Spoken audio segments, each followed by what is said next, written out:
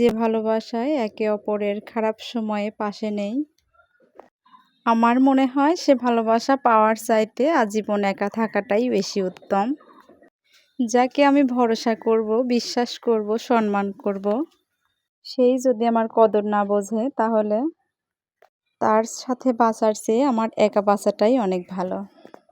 So hello everyone, আসসালামু আলাইকুম। সবাই কেমন আছেন? আলহামদুলিল্লাহ, আল্লাহ তাআলার অশেষ রহমতে অনেক ভালো আছি পরিবারকে নিয়ে। তো দূরে কাছে দেশ ও দেশের বাইরে আমার যে সকল ভাইরা আপুরা এই মুহূর্তে আমার ভিডিওটি দেখছেন, আল্লাহ তাআলা সবাইকে সুস্থ সবল রাখুক, ভালো রাখুক। রাইয়ান লাইফস্টাইল ব্লগে আপনাদের স্বাগতম। প্রতিদিনের মতো আজকে আরও একটি নতুন ভিডিও নিয়ে উপস্থিত হলাম আপনাদের মাঝে। তো আজকে ওর বাবা ওদেরকে মিষ্টি আর রুটি এনে দিয়েছে, যে বলছে যে ঠিক আছে তোমরা মিষ্টি আর রুটি খাও, সবার জন্যই আর কি নিয়ে আসছে। যেহেতু আমরা বাড়িতে দেখা যায় যে আমার শ্বশুর শাশুড়ি আর আমার 3টা সন্তান আর আমরা 2জন, আর আমার মা আসছে কালকে। তো আমি এই যে ভিডিও করছি আর আমার হাজব্যান্ড ছেলে মেয়েদেরকে আর কি খাবারটা বেড়ে দিচ্ছে, আর বেশিরভাগ সময়ে আসলে আমার হাজব্যান্ডই বেড়ে দেয়।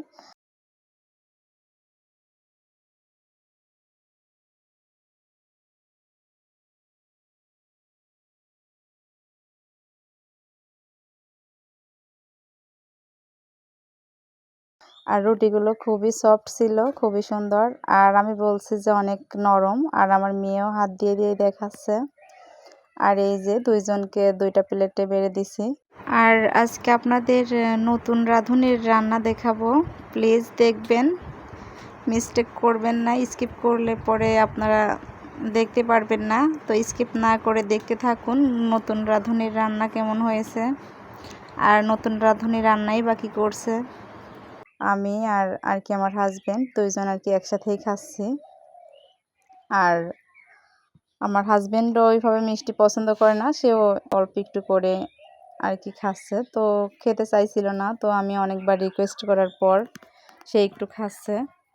স্বামী ভালো হওয়াটা যে একটা মেয়ের কতটা জরুরি তা শুধু একটা অসহায় মেয়েই জানে। তো আসলে আমাকে বললে আমি সেটা বুঝবো না, সেটার মূল্যটা, যেহেতু আমার হাজব্যান্ড ভালো।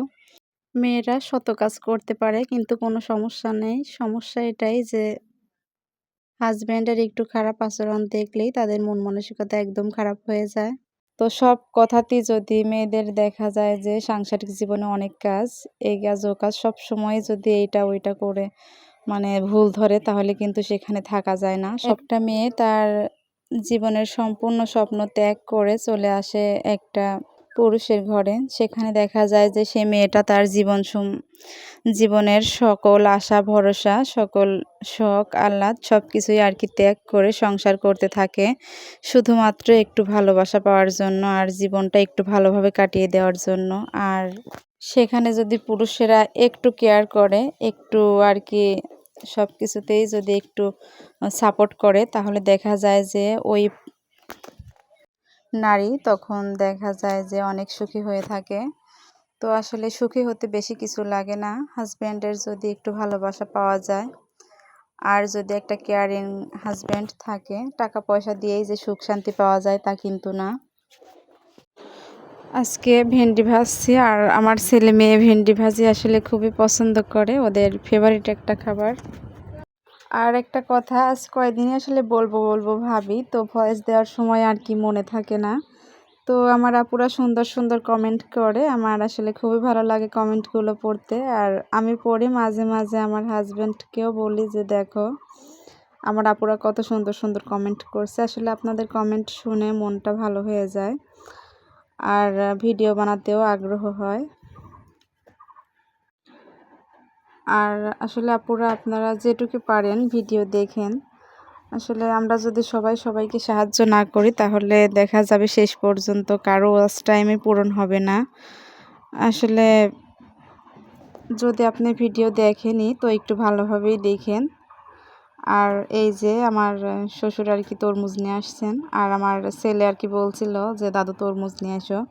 আসলে ওরা শুধু একটা জিনিসের বায়নাই করে, কিন্তু খাবার সময় আর কি ওইভাবে খায় না। তো ওর দাদি এই যে কেটে দিচ্ছে আর আমি ভিডিও করছি। তরমুজটার কালার খুবই সুন্দর ছিল, আর তরমুজ শেষও হয়ে যাচ্ছে। আসলে আনার কথা ছিল, তারপরে বলছিল আমার ছেলে আবার নিয়ে আসলো। আজকে আবার বলছে লিচু আনার কথা, 2 দিন আবার বাঙ্গি আনার কথা বলছিল। আসলে বাঙ্গিও নিয়ে আসছিল, তো ভিডিও করার সময় পাইনি আমি, আর কি ভিডিও করা হয়নি।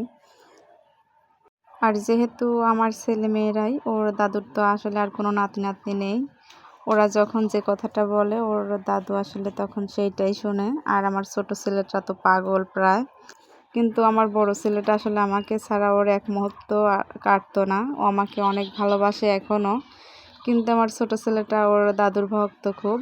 আর এই যে নতুন রাঁধুনির রান্না, সে কিন্তু আগে আসলে ওইভাবে রান্না করতে পারতো না, কিন্তু এখন সব কিছুই শিখে গেছে।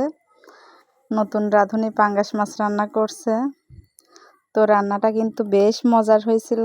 তো আপনারা কমেন্টে বলবেন নতুন রাঁধুনির রান্না আপনাদের কাছে কেমন লাগলো। আর নতুন রাঁধুনির জন্য দোয়া করবেন, তারা যেন সংসার জীবনে সবসময় সুখে শান্তিতে থাকতে পারে। আর এই নতুন রাঁধুনির রান্না যদি আরও দেখতে চান তাহলে প্লিজ কমেন্ট করবেন, তাহলে নতুন রাঁধুনি আর একটু উৎসাহ হয়ে আপনাদের রান্না দেখাবে। মেয়েরা এরকমেরই, বিয়ে হলে মাথার উপরে অনেক দায়িত্ব কর্তব্য চলে আসে, তো আসলে না কাজ করলে হয় না।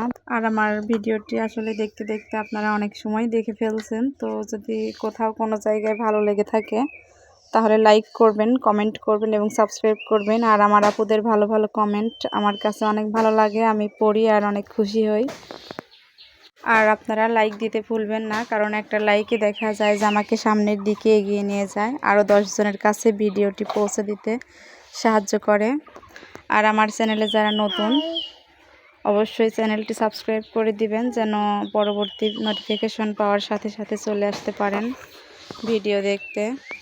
আর আমার ছেলের পরীক্ষা হচ্ছে, সবাই দোয়া করবেন আল্লাহ তাআলা যেন তার মেধাটা বাড়িয়ে দেয়, সে যেন ঠিকঠাকভাবে সব কিছু লিখতে পারে। আসলে ছোট বাবু দেখা যায় যে ওইভাবে মনে থাকে, তারপরে বাড়িতে এসে বলে যে আম্মু এটা পারতাম, তারপরে এটা ভুলে গেছি। আসলে এরকম আমাদেরও হয়েছে, বাড়িতে এসে দেখছি যে পাড়াটাও আর কি লিখতে পারেনি।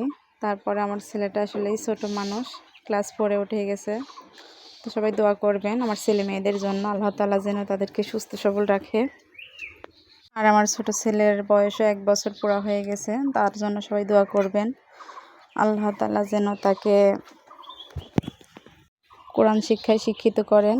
আমি আর কি আমার ছোট ছেলেকে মাওলানা বানাবো। আমার ছোট ছেলে আসলে অসুস্থ হয়েছিল, তখনই আল্লাহ তাআলার কাছে বলছিলাম যে আল্লাহ তাআলা মাওলানা লাইনে পড়াবো। সবাই দোয়া করবেন আমি যেন আল্লাহ তাআলার কাছে দেওয়া কথাটা রাখতে পারি, আর আল্লাহ তাআলা ও তার রাসূলের দেখানো পথে যেন ছেলেটাকে চলাতে পারি, মানুষের মতো মানুষ করতে পারি। আজকের মতো এখানেই শেষ করছি।